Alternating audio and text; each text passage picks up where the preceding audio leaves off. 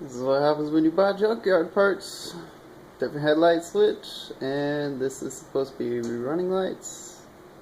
I have one headlight. Turn them all the way on.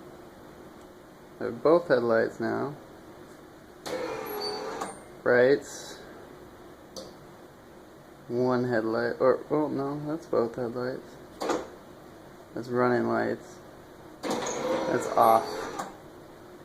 That's completely off with one headlight. And then that's back to running lights and they shut off. So headlights on. Pop up, both are on. Brights work. Low beams, they both work. Running lights, one headlight. Off. One bright. Running lights. What the fuck?